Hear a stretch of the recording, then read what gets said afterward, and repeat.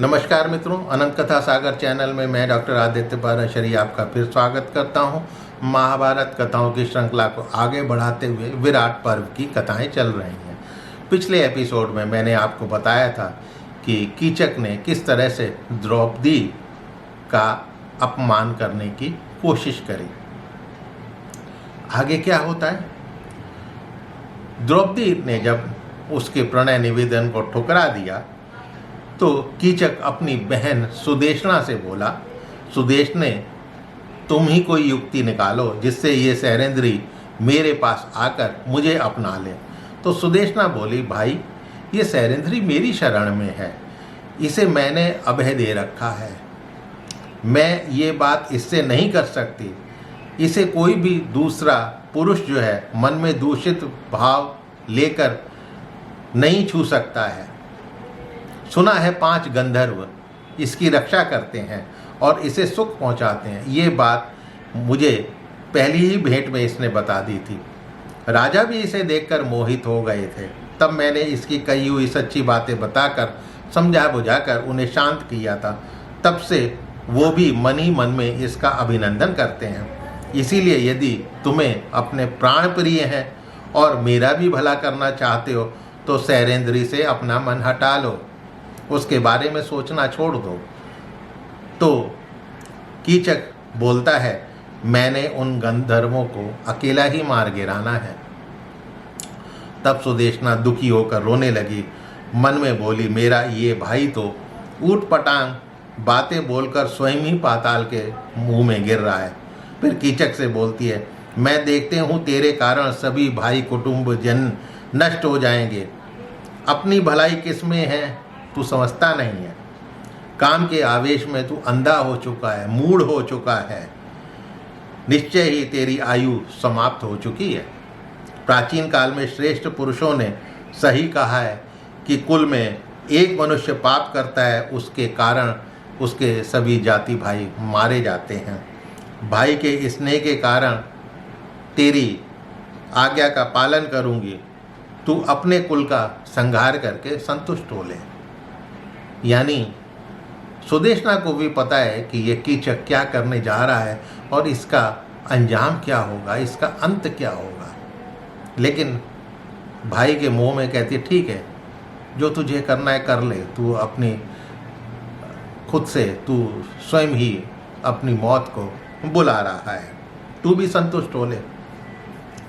उसके बाद सोच विचार कर उचित उपाय करके उसने कीचक को कहा, भाई ठीक है कीचक, तुम किसी पर्व अथवा त्योहार के दिन अपने घर में मदिरा तथा अन्य भोजन सामग्री तैयार करो। मैं फिर इस सैरेंद्री को वहाँ से सुरा लाने के बहाने भेज दूंगी। तब इस सेविका को एकांत में जहाँ कोई विघ्न बाधा ना हो अपनी इच्छा के अनुसार समझाना। संभव है ये तुम्हारे साथ संभोग के लिए तैयार हो जाए। बहन से आश्वासन मिलने पर कीचक वहाँ से चला गया और समय आने पर रसोइयों के द्वारा राजाओं के योग्य मदिरा मंगवाई, खाने पीने की तैयारी करवाई और फिर सुदेशना को बुलवाया। बोला, मैंने तरह तरह की मदिरा मंगवा ली है, खाना भी पकवा लिया है। अब तुम सैरेंद्री से कहो कि वो मेरे घर में पधारे। किसी काम के बहाने जल्दी से उसे मेरे घर में भेज दो।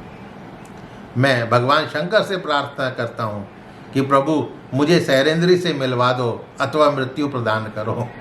उसकी जबान पे जैसे सरस्वती जो है आकर बैठ चुकी है। अब उसे क्या मालूम कि वो अपनी मृत्यु को ही नहीं पहचान पा रहा है। तब सुदेशना लंबी सांस खींचकर बोली कि अब तुम घर लौट जाओ, मैं सैरेंद्री को शीघ्र वहाँ पे मदिरा लाने के लिए भेजती हूँ।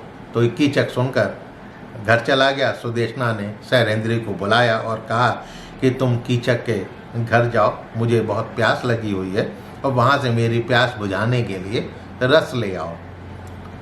द्रौपदी बोली, राजकुमारी मैं उसके घर नहीं जा सकती।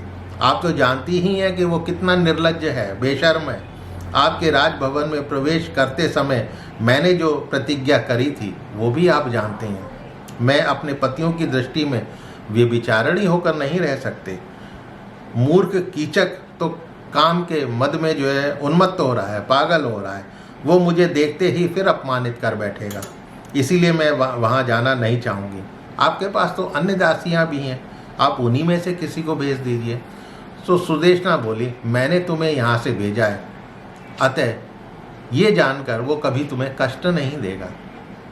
फिर सुदेशना ने एक ढक्कन सहित जो है एक पात्र दे दिया और उस पात्र में मदिरा लाने के लिए द्रौपदी एक शंकित भाव मन में लेकर वहाँ से कीचक के घर की ओर चल पड़ी।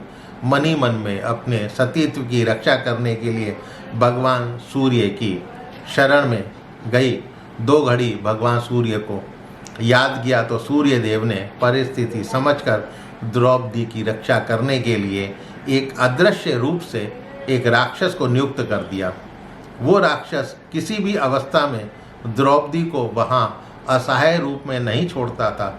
डरी हुई हिरनी की भांति द्रौपदी वहाँ पर पहुँच गई और द्रौपदी को समीप आई देखकर जो है सूत कीचक वो जैसे आनंद में भरकर तुरंत ही खड़ा हो गया। अरे ये तो आ गई।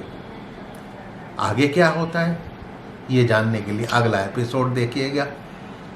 मेरे चैनल को सब्सक्राइब अवश्य कीजिएगा, लाइक कीजिएगा और हो सके तो अपने इष्ट मित्रों से इसको शेयर अवश्य कीजिएगा।